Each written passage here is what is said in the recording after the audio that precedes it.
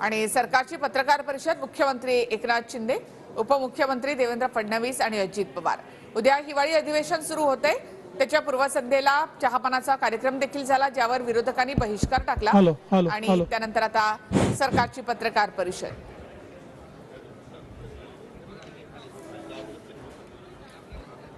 अरे खुर्च्या मागवा ना काही।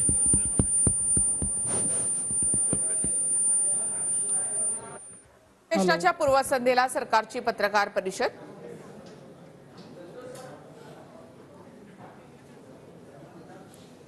अधिवेशनामधले मुद्दे त्याचबरोबर भूमिका या संदर्भामध्ये पत्रकार परिषदेमध्ये सुतोवाच केला जाईल। या पत्रकार परिषदेच्या आधी राज्य मंत्रिमंडळाची पहिली बैठक ही नागपूरमध्ये झालेली आहे आणि त्यानंतर चहापानाचा कार्यक्रम झाला, त्यावर विरोधकांनी बहिष्कार टाकलेला आहे आणि त्यानंतर आता सत्ताधाऱ्यांची पत्रकार परिषद लाईव्ह। म्हणजे पटकन येतील।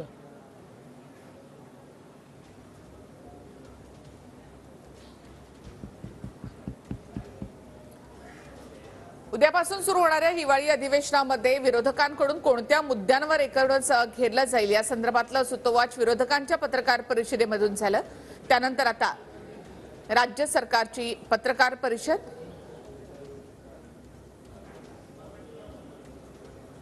10 दिवसांचं अधिवेशन नागपूरमध्ये हे असणार आहे।